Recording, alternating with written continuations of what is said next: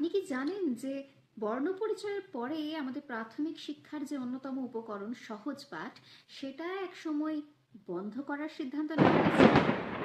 কেন, কি করে, কি যুক্তি, সেটা বলবো এই ভিডিওতে। নন্দলাল বসুর অসামান্য সাদা কালো লিনোকাটের ছবি যোগে রবীন্দ্রনাথ অ আ থেকে হ কয় মূর্ধন্য ষ অব্দি স্বরবর্ণ, ব্যঞ্জন বর্ণ শিশু শিক্ষার্থীদেরকে পুনরায় একেবার ঝালাই করিয়ে দিয়েছেন। হ্যাঁ, গোদা বাংলায় ঝালাই বলাই ভালো। আজ প্রসঙ্গ সেই সহজ পাঠ। বিশ্বভারতীর প্রাঙ্গণে রবীন্দ্রনাথের বিচিত্র শৈল্পিক খেয়ালের এক অন্যতম রূপকার ছিলেন নন্দলাল। তার ম্যাজিক তুলির স্পর্শে শান্তিনিকেতন, শ্রীনিকেতন সত্যি আশ্চর্য সুন্দর হয়ে উঠেছিল। বিশ্বভারতীর দেওয়াল, চীনা ভবনের বারান্দা, হিন্দি ভবনের হল, শ্রীনিকেতনের উৎসব মঞ্চ, দিনান্তিকার দেওয়াল, কলা ভবনের কালো বাড়ি, চৈত্য, উত্তরায়ণ, শ্যামলী বাড়ি, সব ক্ষেত্রেই রয়েছে নন্দলাল বসুর নান্দনিক স্পর্শ। কিন্তু আপনারা কি জানেন, প্রাথমিক শিক্ষার এই অন্যতম উপকরণ সহজ পাঠে একটা সময় সিলেবাস থেকে সরিয়ে দেওয়ার চিন্তা ভাবনা ছিল। সালটা 1980, সহজ পাঠ প্রকাশনার সুবর্ণ জয়ন্তী। সরকারি দৃষ্টিতে কি এমন অসঙ্গতি যে চোখে পড়ল যে শিশু শিক্ষার্থীদের পাঠ্য তালিকা থেকে সহজ পাঠকে বাদ দিয়ে বিকল্প গ্রন্থ মানে কিশলয়কে আনার একটা পরিকল্পনা করতে হলো। এই যে যেটা দেখছেন সেটা যুগান্তর পেপারের একটা প্রতিবেদন। 10ই অক্টোবর 1980। সরকারের প্রাথমিক শিক্ষা বিভাগের ধারণা, রবীন্দ্রনাথের সহজ পাঠ ছাত্রদের মনে যথেষ্ট পরিমাণে সামাজিক চেতনা নাকি জাগাতে অক্ষম। তাই নতুন পাঠ্যক্রমের সাথে সঙ্গতি রেখে সরকার সব বইয়ের পরিবর্তন ঘটাচ্ছে এবং তার জন্যই সহজ পাঠকে বাদ দিয়ে কিশলয়কে নিয়ে আসা। এই ঘটনায় শিক্ষিত যারা মানুষ, যারা সাহিত্যের অনুরাগী, তারা ক্ষুব্ধ হলেন। রবীন্দ্র প্রেমীরা সরকারি সিদ্ধান্তের ঘোরতর বিরোধিতায় নামলেন। এই বিষয়ে প্রথম থেকে শেষ অবধি একটা ইনস্টিটিউট সরব ছিল, যেটা হচ্ছে টেগর রিসার্চ ইনস্টিটিউট। শান্তিনিকেতনের বিশিষ্টজনেরা তো নিন্দেমন্দ করেই ছিলেন।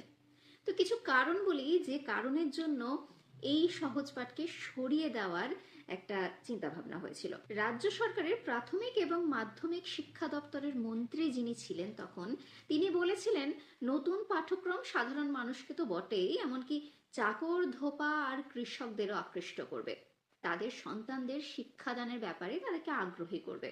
এখন মেহনতি জনগণের পরিবারের ছেলেমেয়েরা স্কুলে আসে। ধোপা বা নাপিতদের সম্পর্কে কোনো হেয় মনোভাব পাঠ্যপুস্তকে থাকলে তাদের ছেলে মেয়েদের মনে বিরূপ প্রতিক্রিয়া হতেই পারে। পাঠ্যপুস্তকে এমন কিছু থাকা উচিত নয় যাতে তাদের নিজেদেরকে ছোট মনে হয়, তাদের মনে হয় যে তাদের বাবারা ছোট কাজ করেন। কিন্তু প্রশ্নটা হলো, সহজ পাঠে কি সত্যিই কাউকে কখনো হেয় করা রয়েছে?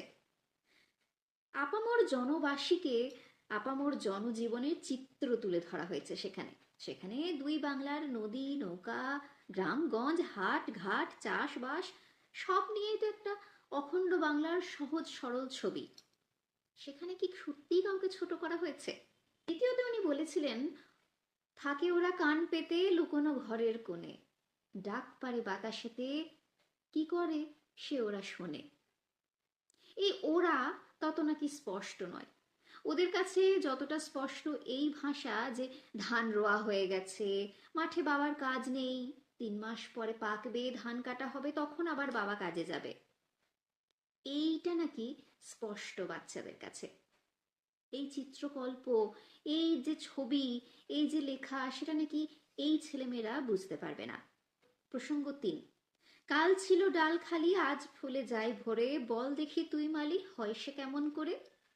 মালিকে নাকি এখানে তুই বলে সম্বোধন করা হয়েছে, আর তাতেই আপত্তি ছিল তৎকালীন সরকারের। আর তাই সহজ পাঠকে সরিয়ে দিতে হবে। কিন্তু শেষমেশ কি তাই হয়েছিল? না। ওই যে বললাম, টেগর রিসার্চ ইনস্টিটিউট, এনারা প্রথম থেকে শেষ অবধি লড়াই করে গেছেন সহজ পাঠকে পাঠ্যক্রম থেকে সরিয়ে দেওয়ার যে চেষ্টা, সেটা সম্পূর্ণভাবে হয়তো সফল হয়নি। কিশলয় এসেছিল, আমরা পড়াশোনা করেছি যখন, আমরা জানি কিশলয় পড়েছি আমরা, তবে সহজ পাঠকে একেবারে বাদ দিয়ে দেওয়া হয়নি। সহজ পাঠ্য ছিল। আজ সহজ পাঠ নন্দলাল বসু সব নিয়ে কথা বলছি, কারণ গত 3রা ডিসেম্বর নন্দলাল বসুর জন্মদিন গেছে।